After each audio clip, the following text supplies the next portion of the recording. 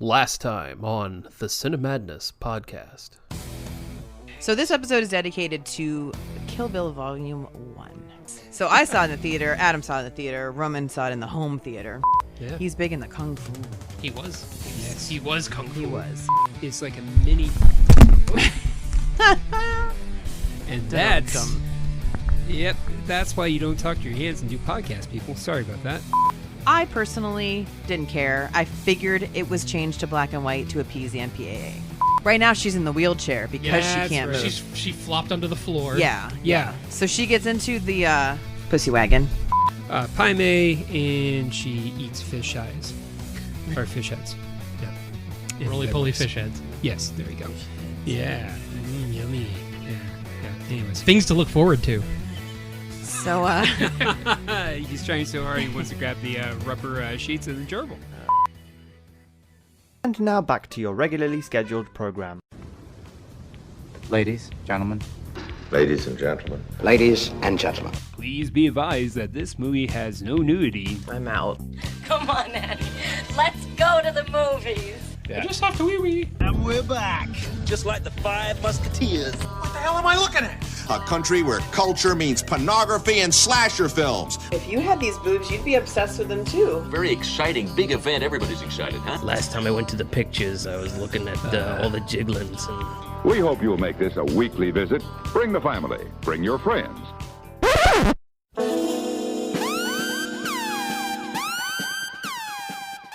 All right, Chapter 3. Ooh. Chapter 3 is my favorite. It's the origin of Oren Ishii. This is your favorite? I thought this would be your least favorite. Because you hate anime. I do hate anime, but I loved how he did this. Because you don't usually see anime just popped into a movie, and I liked this show. You don't like black and white, you don't like anime, but you love this movie. This one and the Showdown. Yes. Anything with Oren is my favorites in this movie, just because she's such a complex character. And she's a military brat. I loved how they wrote her as a military brat. Yeah. So this whole scene was just basically showing about how when Oren was, little, she witnessed her parents' death by boss Matsumoto. And then she just basically killed him because he was a pedophile. Right? Well, Matsumoto was a pedophile. Yeah, that's the Cliff Notes version of that. Yes. Well, I mean, she was under the bed while watching her mom die. Yeah, she watched them both die with a sword. Went through the bed. And the guy did the cool whiskey thing with the gun. Yeah. Yeah. It was just really cool. It just showed that she was going to grow up to be a badass. And then a year after the massacre at Two Pines, Bill financed Oren Ishii and helped her become the head of the Yakuza. Sorry, every time you say Two Pines, I just imagine like Doc Brown accidentally... Twin Pines Mall. No, Doc Brown accidentally pulling up to the church after the massacre. This can't be right. Oh, Marty. I'm late again. Marty, we need to get the hell out of here, Marty.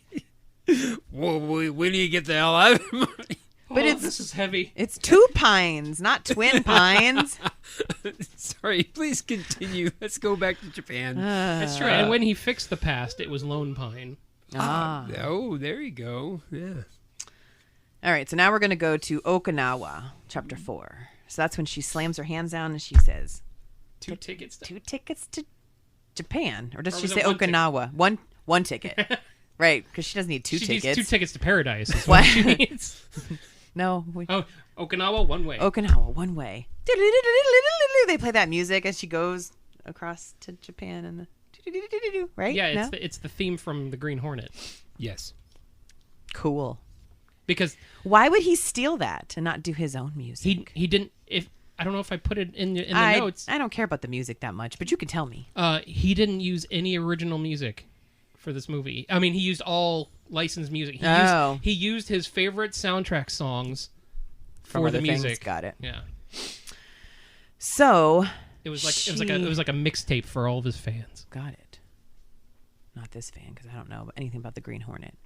I've heard of it, but it's not my jam. It's what made Bruce Lee famous in America. Yeah. Well, that and getting hit by a stunt driver on set. Is that how he died? No, it was. He's doing Once Upon a Time in Hollywood, a Quentin Tarantino film, by the way. Oh, I know it. We've talked about it. I know. He changed my mind on it. It's way down at the bottom for me. talked about that too.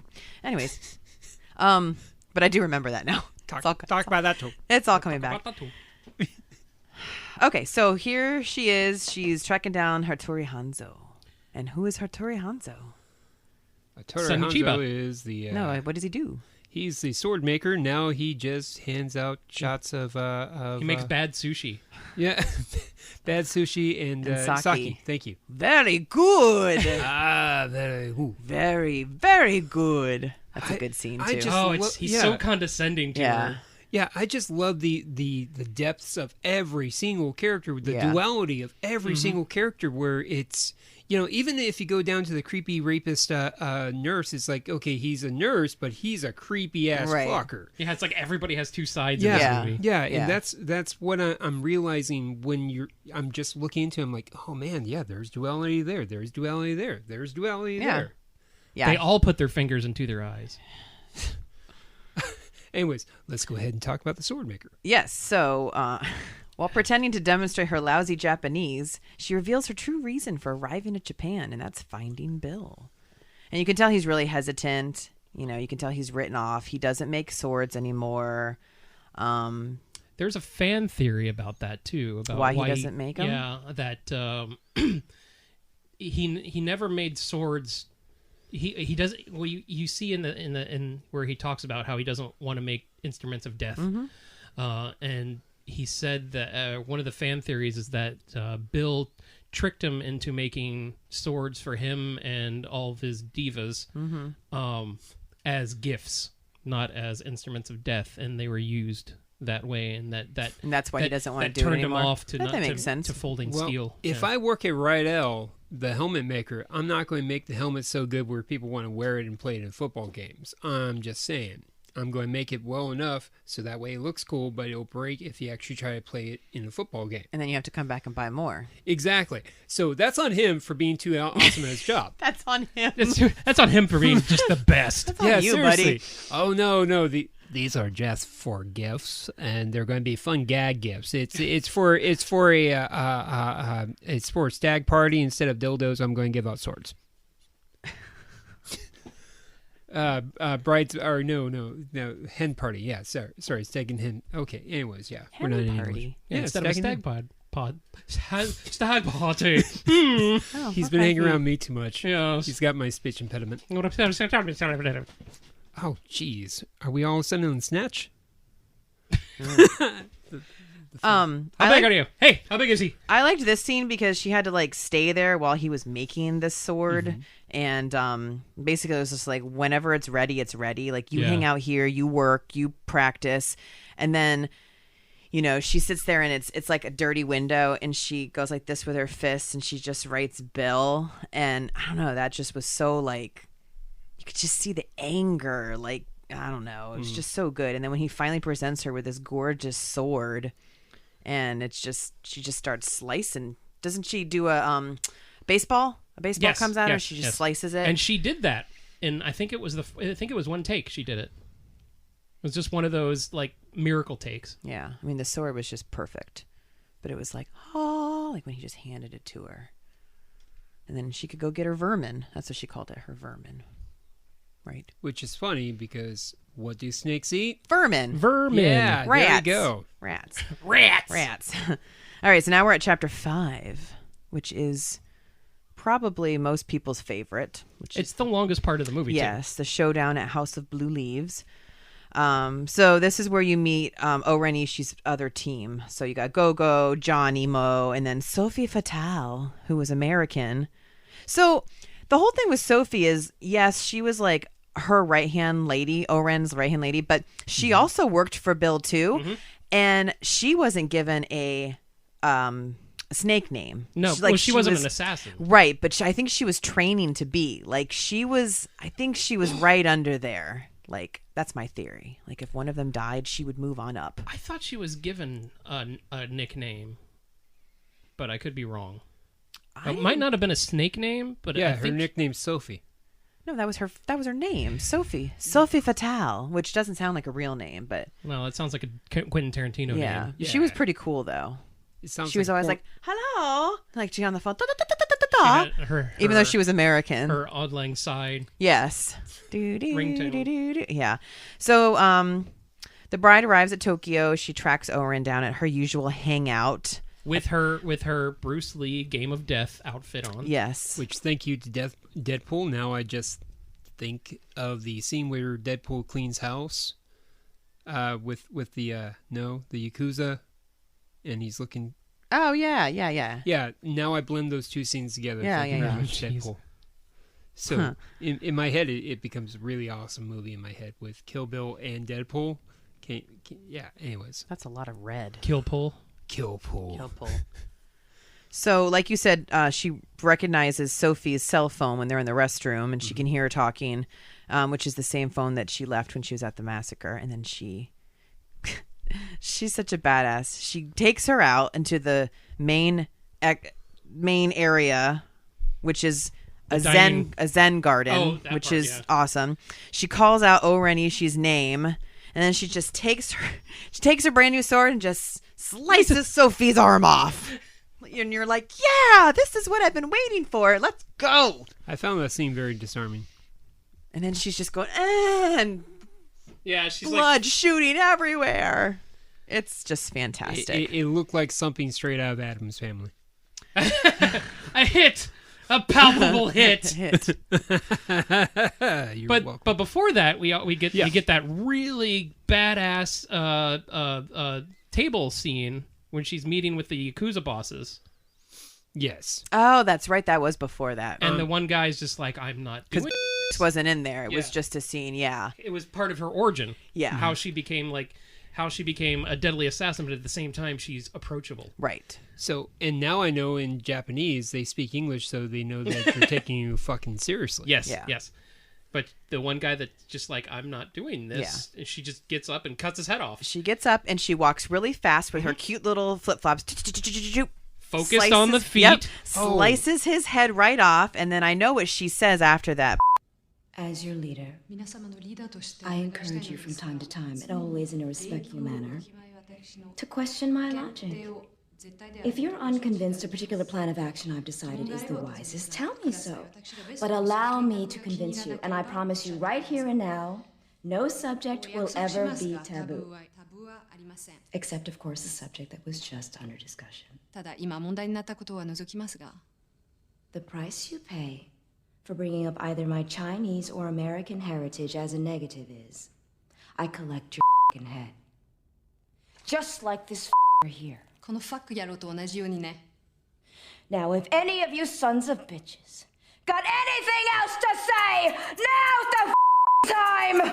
It's just so good. And it's her intensity was awesome. Well, that was the thing. The intensity, it changed. She had the intensity. She cut the guy's head off, and then she's like, those of you. Right. And then she's just a badass. And you could just see the intensity rising as she keeps talking. Yeah.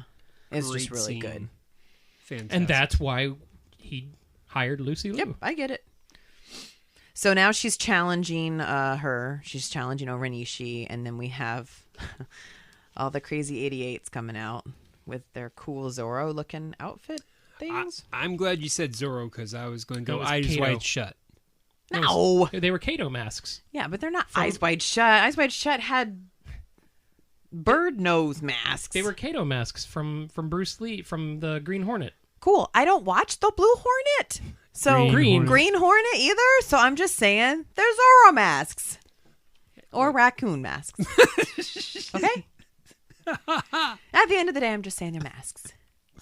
I do know what the Green Hornet is. I can picture it in my head right now. Plus, there was a good movie with Seth Rogen. He directed it. Would we call it good? No, it was bad. It was really bad. Oh, Christopher Waltz. I love that man. Was Christoph Waltz in that movie? Yeah, he was the bad guy. Oh, no. He had one of the worst lines I've ever heard him ever say. It's like, well, he's Green Hornet, so I'm red blood. Green and red. Yeah.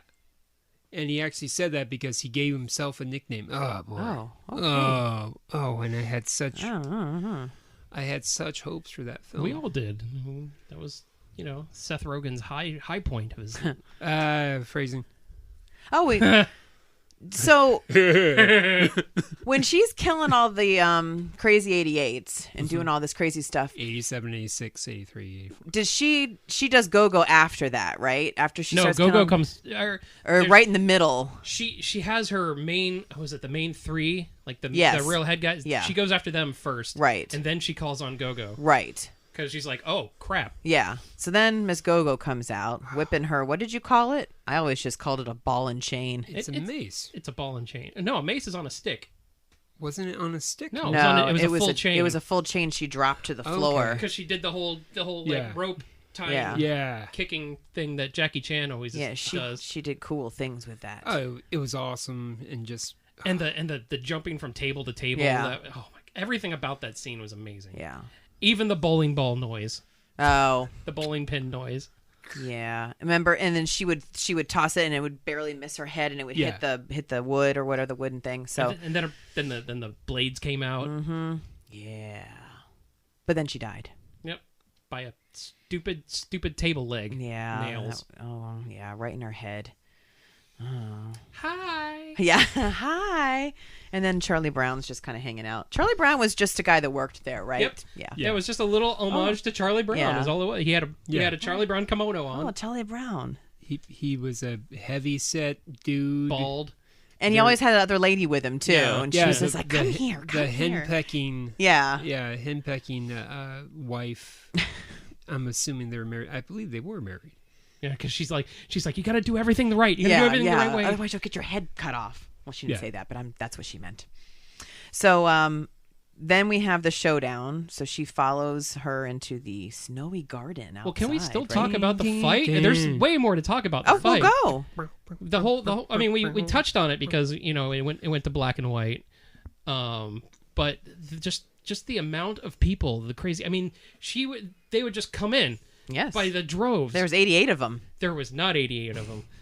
And that was one of my favorite lines in part 2, was when Bill was telling Bud about it. He's like, she killed 88 people? Yeah. He's like, I don't think she had 88 people.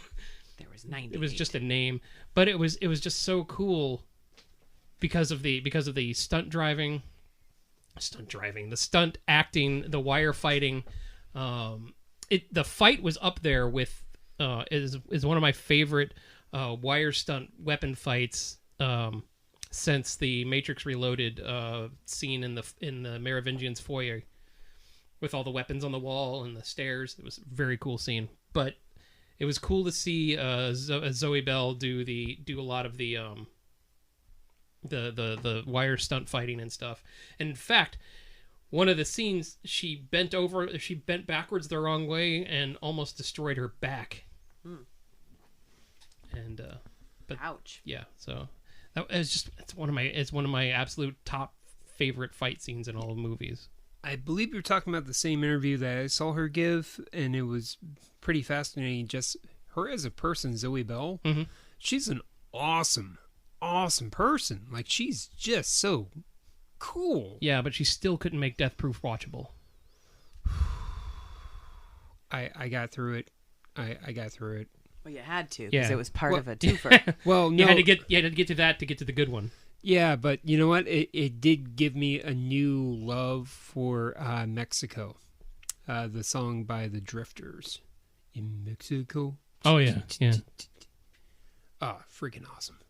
I wrote that movie off. I'm sorry. Hey, Kurt Russell, here, just sit and get a lap dance. Yeah. Basically. All right. Whatever you say there, Quentin. It was Kurt Russell's audition for Once Upon a Time in Hollywood. There you go. Yeah. Anyways, please continue. Anything else about the death scene? I mean, sorry, the fight scene. Well, that and then when she had to fight the last few people, when the power went out. I mean, I was like, oh shit. Yeah. We are getting some art in this fight too.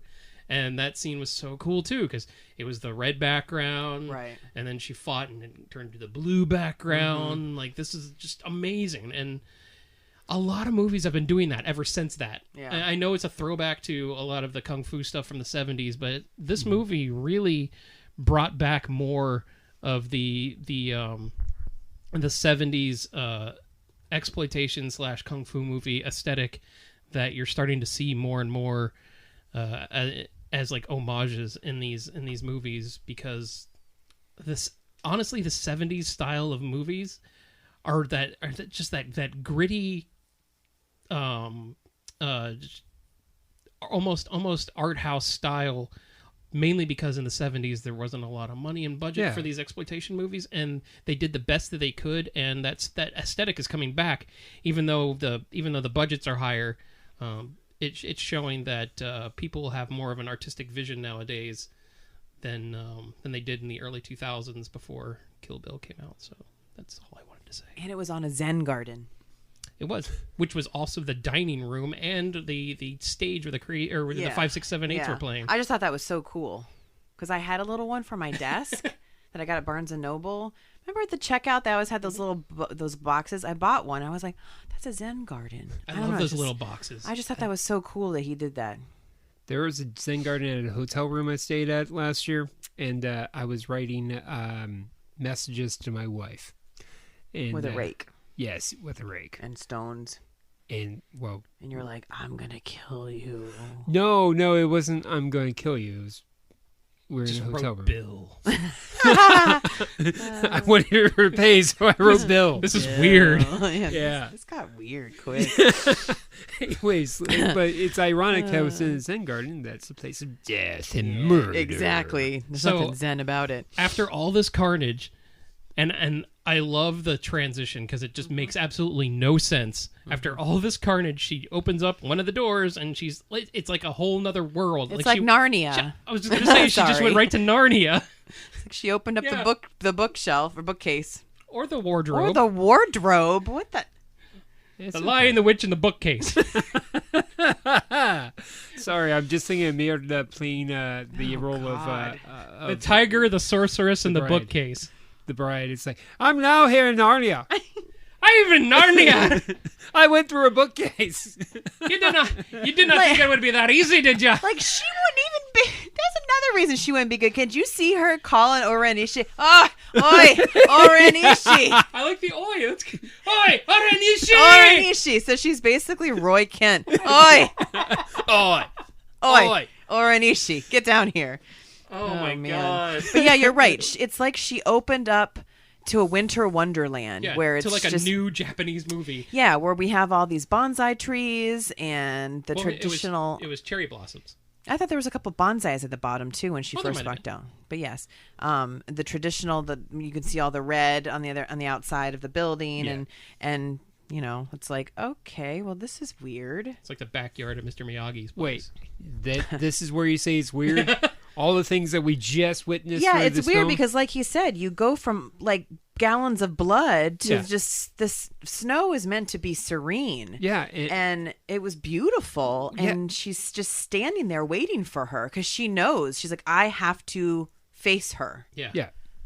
Well, and see, I'm glad that you said it was beautiful. That's the whole point. It's a great visual. I mean, well, even the fight was beautiful. Yeah. Oh yeah. Everything about everything it was great. He does is beautiful. Not everything. Yeah. Okay. A lot of it has beauty to it. Okay. You know what? I need some new dad jokes, so let's go ahead and take a break. Okay. If you're looking for a hot podcast, I've got the one for you. The hottest podcast of the year is The Real Housewives of Reality, starring Scarlett and Alison. This podcast has everything. It's girl meets girl, 2 Bravo-obsessed hosts, a producer named Leon, who knows what love is and is very often screamed at and or abused on the air, allegedly. Weekly recaps of all your favorite housewives, hot gossip, an unadulterated and inexplicable love of Iowa, deals on Mary Kay and BetterHealth.com, relationship advice if you want to stay single forever, and who doesn't. Plus, there's bonus material like the Bravo Booster Pack, which highlights the most iconic Bravo episodes through all the years, and housekeeping with the hottest gossip for you to listen to while you keep your own house. If you do, hey, tune in. There's so much more. I said what I said. Okay. You're like trying to think of something. No, I just got the Hateful Eight scene in my head, and that's so haunting. With the naked man walking in the snow? No, Samuel L. Jackson's victorious monologue. Yep. Oh yeah. But the naked snow walk is still a beautiful scene. Oh, it really is. Even his monologue where he's victoriously bragging about what he made his son do for the blanket to the racist general, I thought was fantastic. Beautiful is a term I use loosely. I like the little hand motion you did. I wish we could see that on the podcast. Sorry. Okay, so she's facing her in the snowy garden. Through the bookshelf. And she doesn't believe she has a Hattori Hanzo sword. Right. She basically makes fun of her. Like, you have a Hattori Hanzo? I don't think she does that. Do you have your Coach bag? Yeah. You have a Coach bag? I don't think so. Did she go full on Mean Girls? Yeah. In fact, that was the reason why Oren Ishii dies the way she does, because Tarantino wanted to push the fact that she noticed that it was a Hanzo sword. Yeah, because he's got that little symbol on it, right? I don't know what the symbol is, but it was a lion. It was almost either a lion or a foo dog. Is it like a Stradivarius? I think it was a foo dog. Is it like a Stradivarius, where that's how you know it's a Stradivarius, because it says Stradivarius on it? It's a Hanzo sword because it actually says Hanzo on it. I think it's a foo dog. How do you know you're wearing Jordans? Because there's a dude flying. There's a swoosh.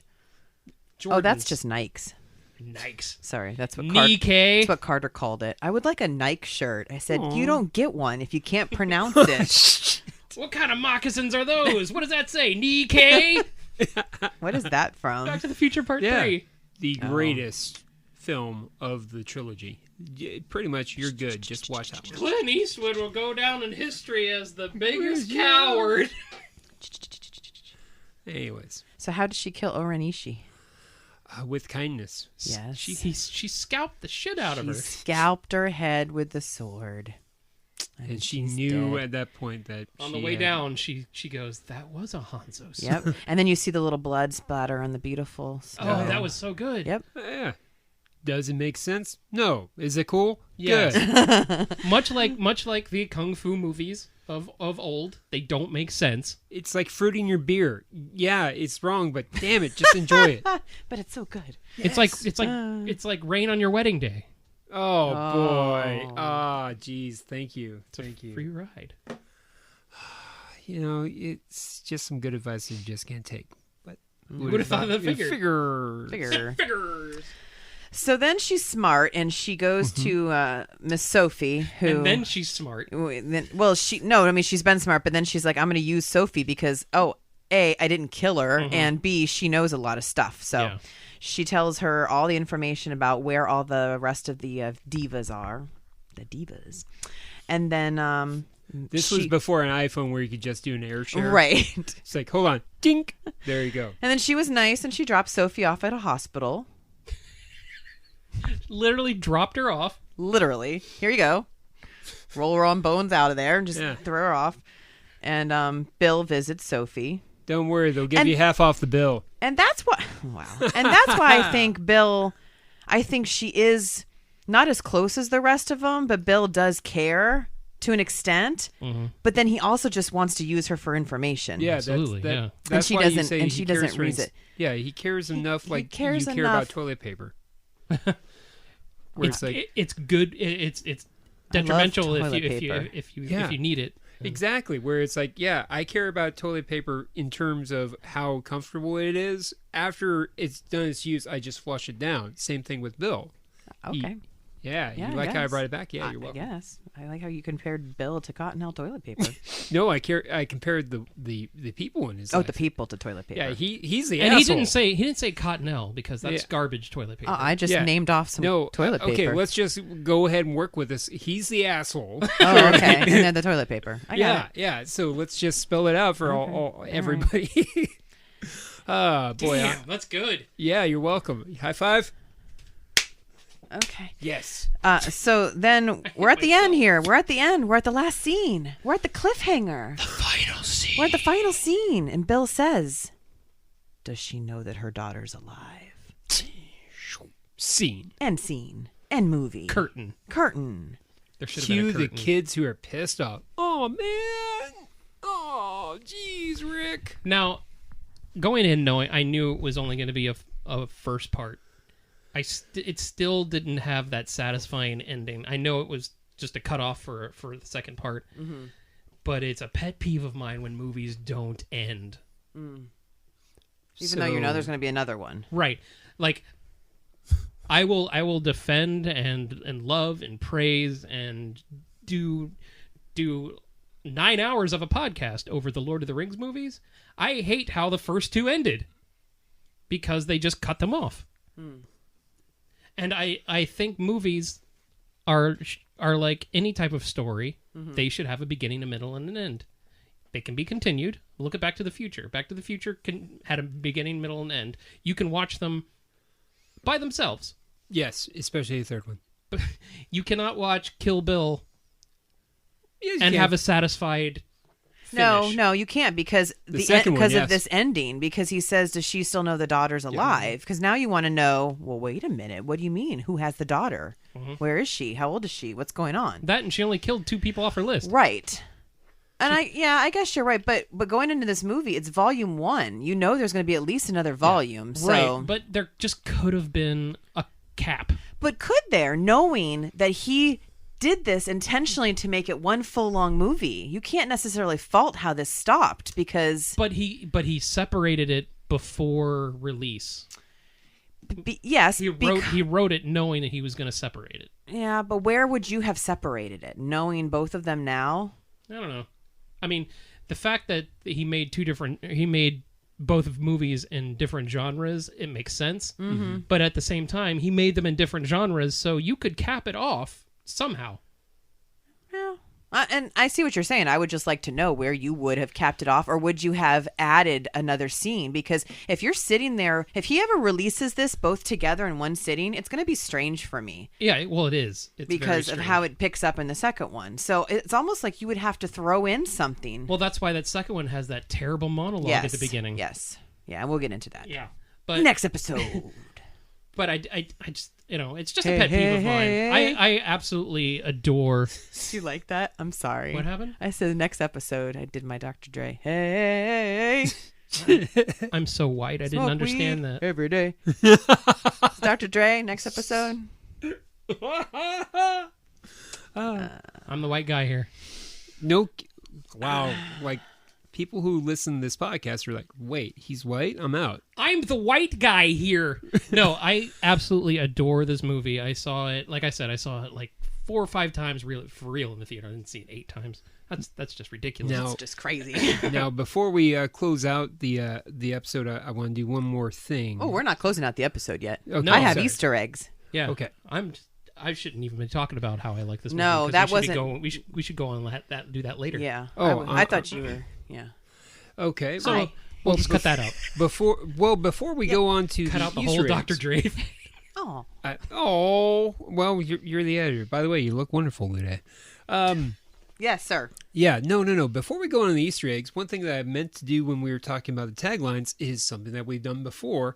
Failed taglines. Oh, yes. I was so sad that we didn't do that. Yeah, literally, like, as we moved on, like... So you guys are setting me up to fail. You guys should have said that, and you guys wanted to, but you didn't want to. No. You're in the driver's seat. And... Nope. But what would you have done for failed taglines? All right, so why don't we go around? Adam, you got anything, or come back to you? Come back. Yeah, I don't... I know... You're usually our go-to murder. That's right. When it comes to horror movies, yeah, I'm right on there. Okay. No? All right. So this October, Uma Thurman is committing murder on Bill. This October, Uma Thurman picks up the bill. Oh, picks up the bill. Oh, no. Wait. This October, Uma Thurman asks for the bill. Okay. Yeah. Okay. Allison, what do you got? This October, this kiddo's turning her finger guns into swords. Pew, pew. Congratulations, you just made the tagline the equivalent to a Fiona Apple title of an album. Great. Fantastic. I just like the idea of actual shooting swords. Oh my God. Anybody else want to go around? Okay. Adam, you got anything?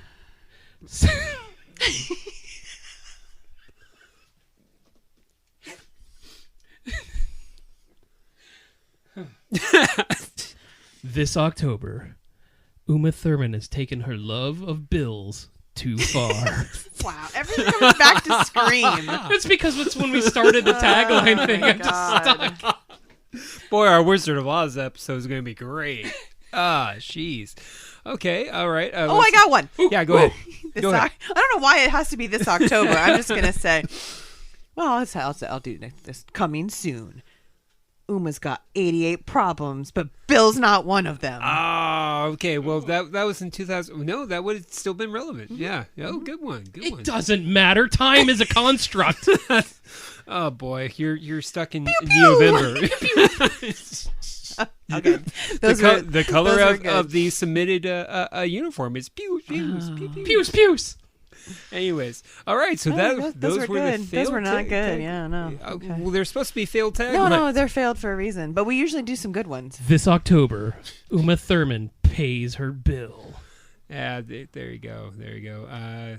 Let's see. The bride's left alone, but not for long. Yeah. No, that's too good. Here comes the bride, all dressed in pew pew. All dressed in murder. All dressed in blood. With finger gun swords. Pew pew. Whatever. The snake slithering. Don't bring Harry Potter. Don't bring Harry Potter in this. Oh, she's a coming. All right, let's go over. Let's go over Easter eggs and/or deleted scenes because those are always fun, right? Yes, sure. Let's go ahead and search for some Easter eggs. Let's bring our baskets. Let's go ahead and get. The bunny I found ears this on. one to be funny, and I kind of sat there and I was like, you know what? You're right. So this film and Volume 2 are the only Tarantino movies in which there is no mention of the N-word. Never. Oh my heavens. And he loves that word. Yep. He's the only white guy that can get away with it. Yeah, that's what oh yeah, Fox. Jamie. Jamie Foxx. That's what he says. He goes. That's what Fox News says. Well, but if you think about it, I mean, there's only one black woman in the movie, and where else would you have thrown that word around and it been okay? Yeah, it's not very Japanese. No. Yeah.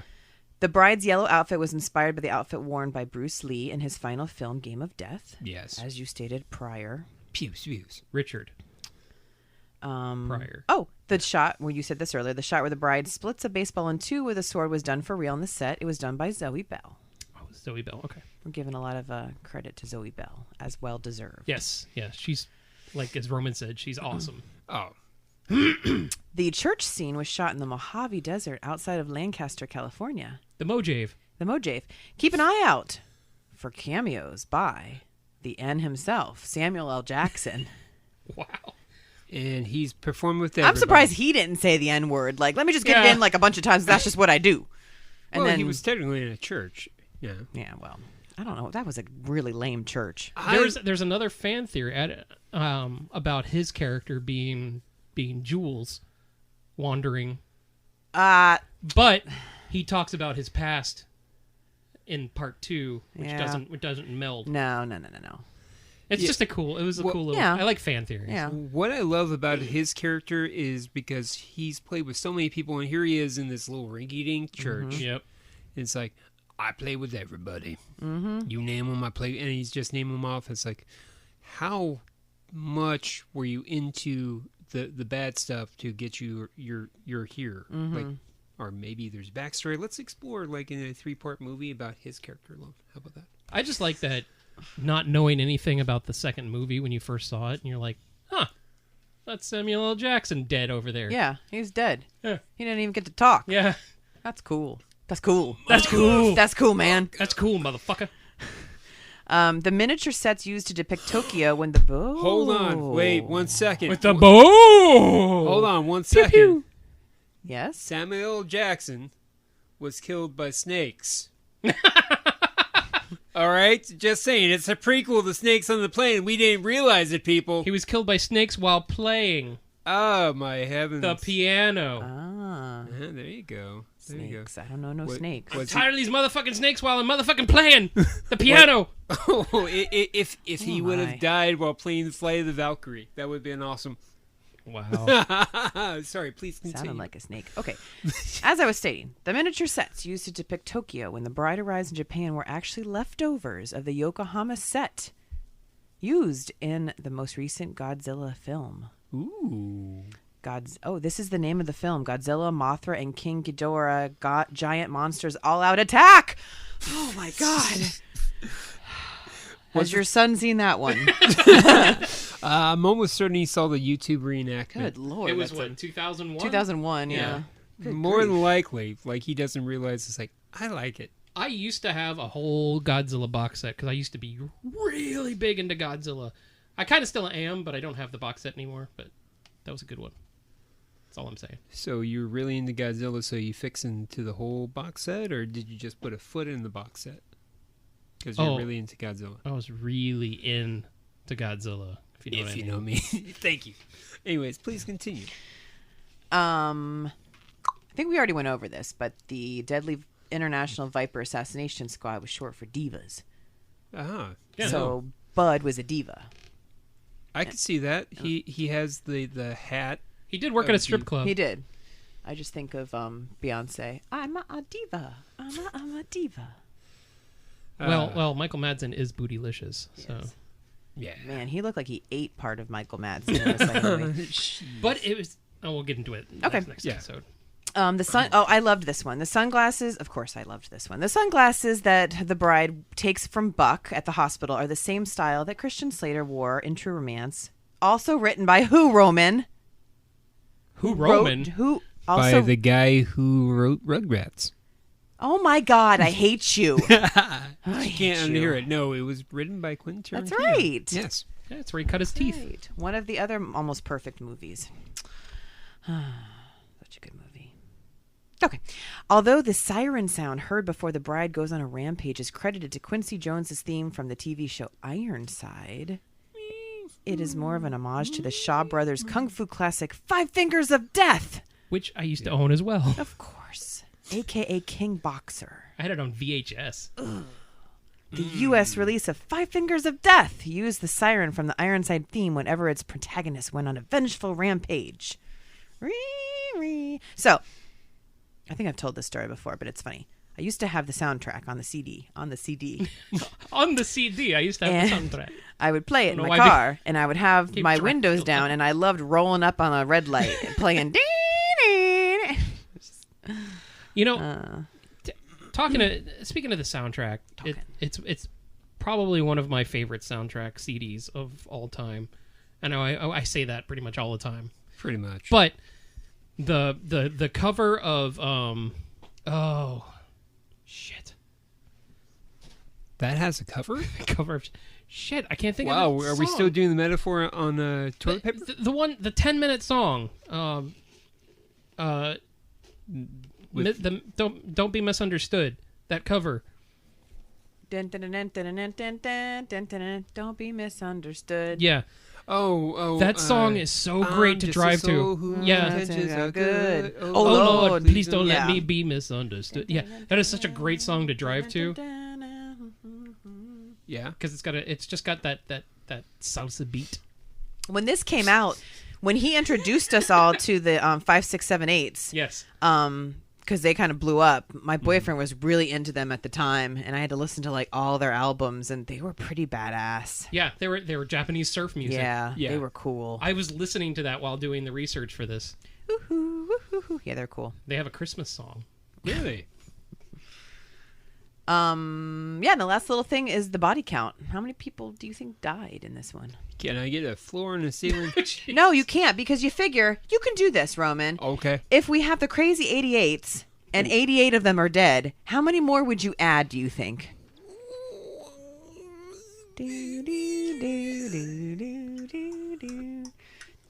Can I phone a friend? I just gave you a help. 33.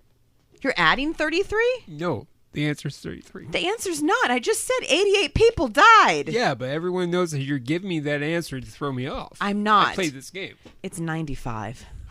I was about to say that. No, you weren't.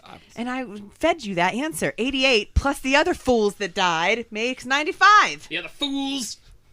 Ay. She pities you. No child left behind. You gotta come back for me.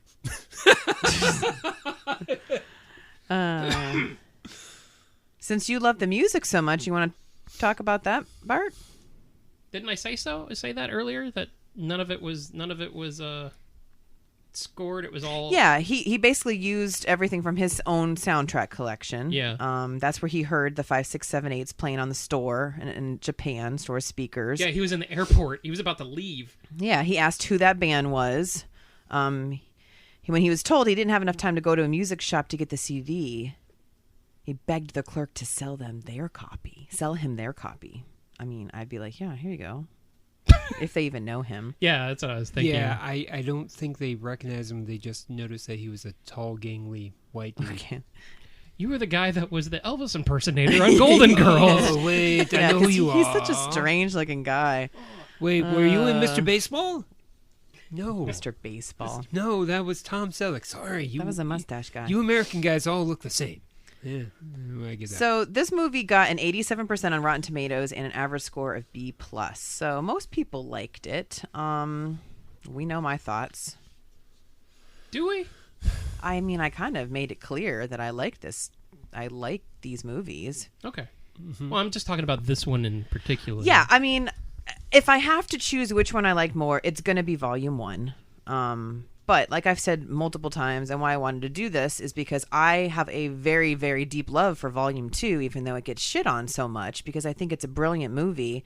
It's just completely different, and I think a lot of people wanted it to be like Volume 1. They wanted the gore, they wanted the action, and I love character-driven backstories, and again, we'll go into it, but I do love Volume 1 for what it was. I mean, it was funny. It was heart-wrenching. It was action-packed. It was bloody. It was gory. It was what you expected and wanted from Tarantino. Yeah. Well, when I first saw Volume 1, it was about a year after I saw Volume 2, and it was on the insistence of this girl I was seeing at the time.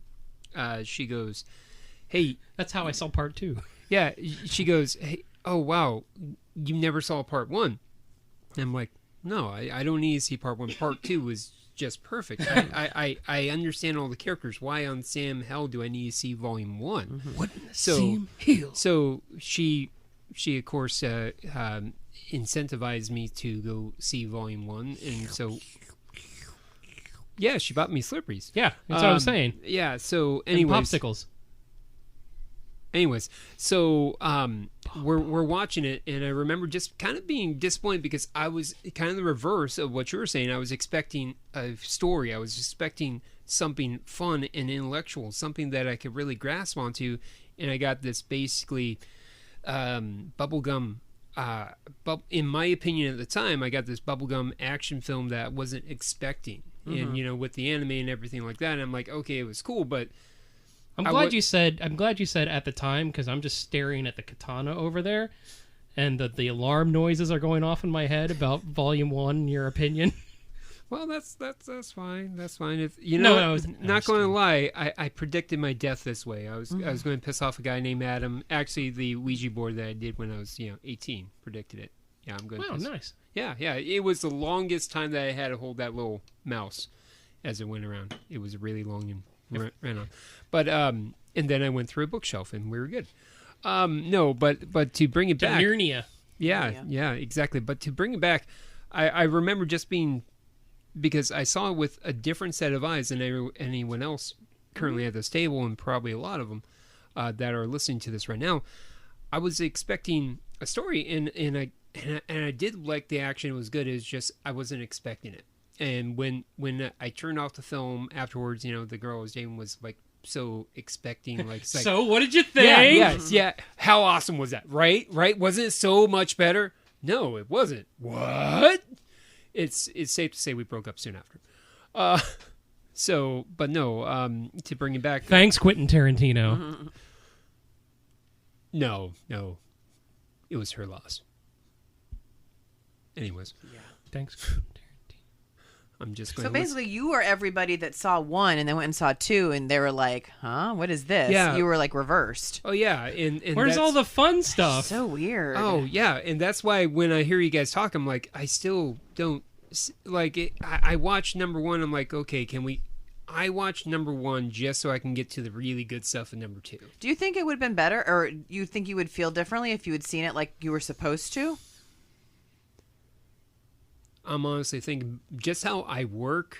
Like I rarely like those bubblegum action films. Like there's some that I do like The Big Hit with Mark Wahlberg. Yeah, Mark Wahlberg. We talked about it a few times. I love that one because it makes no sense and it just kind of doesn't take itself too seriously from beginning to end. It's just action.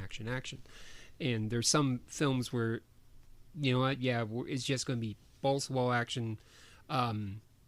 Shoot, bang, bang. No. Kiss, bang, bang. No. Shoot 'em up. Thank you. Shoot 'em up. That's another fun action.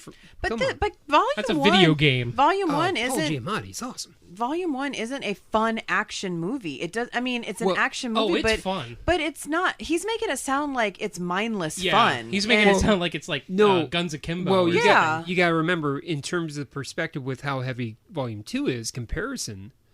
It is, if you think about it to a degree. Now, I enjoy the story. Now once I digested and watched them again, because eventually I got a double disc set of Kill Bill. Thank you very much to my roommate that stiffed me for rent. I kept your copy. That's right. That's a great trade. Oh, yeah, he stiffed me for $3,000. I got your Here's a $40 DVD. Oh yeah, who's laughing now, ass? Oh, I gleefully watch it. And Thanks, Quentin Tarantino. I lost a girl and my roommate, but I got your goddamn movie. When you guys say it like that, I realize that I probably should scream so victoriously. Oh, here's the thing. Delusional anyone? What? The last movie Tarantino did before this was what? Jackie Brown? Yes. So we had. And I love Jackie Brown. Well, we had Reservoir Dogs. We had Pulp Fiction. We had Jackie Brown. They all kind of parallel themselves with the same genre. Mm-hmm. So when I sat down to watch Kill Bill Volume 1, I'm like, okay, this is going to be the same thing. This is going to be, him with his dialogue heavy thing. And I think I put that in. I didn't put that in the notes. This is the least dialogue heavy movie he's ever done. Yeah. And he did that on purpose because he wanted to show visually instead of dialogue. And Mission accomplished. And I think I was just blown away by the change. And that's what made 1 better than 2 in my first initial opinion, was because when we get to 2, we're like, oh, we're back to the same old Quentin Tarantino, which is fine. But the change in Volume 1 was just so drastic and so fresh. I was like, I want more of this. I love this. Especially if the last movie we saw was Jackie Brown, which Right. I love Jackie Brown. Yeah. But if you don't like character and dialogue, Jackie Brown is going to be your least favorite Tarantino movie. Well, hands down. Also not written by him. It's written by Elmore Leonard. So Yeah, but I understand that. But he still has his finger in it. And, Yeah, he does. I mean, if you go from that just heavy story to, you're probably like, oh, here comes more of this from this guy. Well, I mean, if you have that opinion, more than likely you're probably sitting this one out. Well, I always give Tarantino a chance because I absolutely love his eye, and I love everything that he does to an extent. Like, even though I cannot stand Inglourious Bastards, I think it's one of the worst movies that's ever been put on film. Why are we friends? I recognize it for its filmmaking merit. I recognize Christoph Waltz and Michael Fassbender of being amazing in those movies. I just don't like the movie. And I totally respect that. I'm glad that you, that we're not going to go into Inglourious Bastards, but I respect that you understand that dialogue-wise in that movie is fantastic. Christoph Waltz's opening absolutely. is just unprecedented. It made him a star. Yeah. Well, he was already a star. It made him a star over here. Yeah, that's what I mean. Yeah, I mean. Yeah, sorry. But yeah, no, I get. I mean, not everybody we all have our least favorite Tarantino movies. Yeah. Right. Yours being strange, but just kidding. Well, you know what's funny is because up to this point, I was indifferent on Quentin Tarantino. Quintish Tarantino. Yeah, Quintish Tarantino. I'm trying to get me there. You're very Quintish on Tarantino. Yeah, I was. But no, I was, because Pulp Fiction I saw first time when I was babysitting at the age of 13. And I didn't get it. I saw it way too early in my life. I did too, and I'm one of the people who don't think that movie's brilliant. I think it's a good movie. Yeah. It's not one of my favorite ones. Mm-hmm. Yeah. And I think it's because it was ruined when I was younger that I was just like, Well, and I didn't see Reservoir Dogs until I was about like 25, 26. I cannot get into that movie. The first half is fantastic. It was interesting. I mean, it was very interesting. But Jackie Brown is the one thing that made it digestible to me. Because I was essentially forced to watch Jackie Brown because people were like, I don't like Quentin Tarantino, and that was when Jackie Brown first came out. Mm-hmm. It's like, just watch a little bit of it. You like some of this indie stuff, so just shut up and watch it. Yeah, okay, fine, whatever. I'm like, oh, Pam Grier's in it. Okay. Oh man, did you guys, talking about Pam Grier in the blaxploitation films that she was in, and everyone was like, oh, just shut up and watch a movie. Like, oh, okay, sorry, I apologize. So that made it digestible. So. I wasn't a big fan of Pulp Fiction. I like Jackie Brown, so that's what I knew going into this. And after watching 2, I reevaluated what I saw in Quentin Tarantino films, and I thought, you know what? And I started realizing the brilliance that he had in just his take and just how fun it is. Again, like I've said previously on this podcast and in previous, it's like hanging out with a friend who controls the visuals. Very talkative controls the visuals. You know what? I know a good-looking guy who's very and the music. Can you imagine him and Tarantino hanging out, just the two of them? You would never. My God. Neither of them would ever get a word in edgewise. Or it'd be a lot of arm slapping. Hey, remember that? Hey, let's talk about this. Let's talk about that. Oh, look at that. Especially if they were on coffee. And cocaine. No, I'll do coffee. He can do the booger sugar. But you bring up a good point. Again, going back to why I love the first one so much, because it was a departure. When you had stuff like Reservoir Dogs that brought out Pulp Fiction, that brought out Jackie Brown. During that time was the huge indie movie boom, where everybody had to have these dialogue-heavy movies, and they were almost close to Tarantino. Like you had Get Shorty, you had which I love. I did too. You had the Harvey Keitel movies, Blue in the Face and Smoke. Mm-hmm. And they're all just they were Jim Jarmusch movies, so it was all talking, it was all dialogue heavy, and we were just kind of like, it was kind of oversaturating. So when I got to Kill Bill, I'm just like, all right, sit down, we're gonna hear a lot of talking in this movie. And then I think that's just what blew me away so much, was just that you finally get to see his visual eye matches his script writing abilities. Mm-hmm. Yeah. And during this time period, I was 16, 17, and I suffered from really bad insomnia. I really, really slept. So I was watching a lot of like the movies that were coming on Cinemax after like the B-booby movies. That was the like 3 to 5 o'clock. That's where you would get like the art house. Yeah. That's where you would get the indie stuff. You would get some like the movie with the dude from the Beastie Boys where he's on a trek through the desert. I forget. Anyways, Mad Max. No. It's actually pretty heavy, but it's pretty cool. But yeah, so that's where I was at. So I was really happy to expand my horizons. Thank you, my friends. Okay, so that was basically Volume 1. Adam, so far, we think he likes Volume 1 better. Roman, so far, we think he likes Volume 2 better. Me, I like both equally as my own children. But we know one is way smarter, more intelligent, and deeper. I like one a little bit more. Yes, so. Okay, so next time we will go into Volume 2. A deep dive into Volume 2. So I'm actually excited to talk about Volume 2. Good. Let's hope it doesn't go 2 hours. I just rewatched it. So. Next time on Volume 2. Next time on Kill Bill Ball Z. I'm setting up kind of like Clone High. It's like next time on Clone High. Next time on Kill Bill, the podcast. You sound like the Dragon Ball guy. Next time. Anyways. On Dragon Ball Z. Exactly. Find out what we thought of fish heads. Find out what we thought about rice. Find out what we thought about pretty much everything that is spelled out in Kill Bill Volume 2. It's time for pie. All right. Bye. Bye.